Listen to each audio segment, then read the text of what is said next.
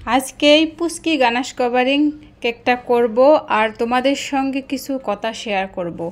আমার কাছে মনে হয় কেকটা খুবই একটা সেনসিটিভ জিনিস। এটা দেখতে যেমন সুন্দর হবে, খেতেও ইয়াম্মি হবে। ভিন্ন ভিন্ন ফ্লেভারে কেক, ভিন্ন ভিন্ন স্বাদের হবে। এক একটা ফ্লেভার এক একটা টেস্টকে ছাড়িয়ে যাবে। যারা রাস্তায় কেক বিক্রি করতেছেন, ভালো কথা, বিক্রি করেন।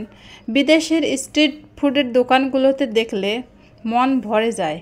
এক একটা ডেজার্ট অথবা কেক, এদের প্রেজেন্টেশন, এদের উপর থেকে দেখলেই বোঝা যায় এটা কি কেক অথবা ডেজার্ট। কি কি দেওয়া আছে সেটা উপর থেকে দেখলেই বোঝা যায়। আর আমাদের দেশের চিত্রটা ঠিক ভিন্ন।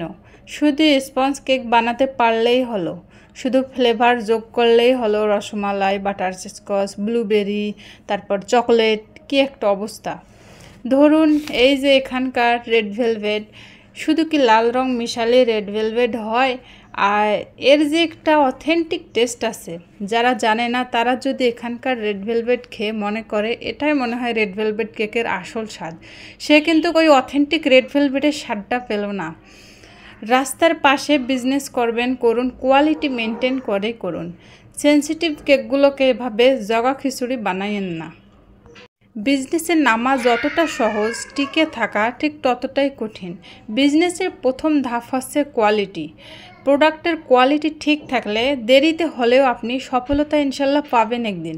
কোয়ালিটি খারাপ হলে বেশি দিন টিকতে পারবেন না, অন্তত এই বেকিং সেক্টরে।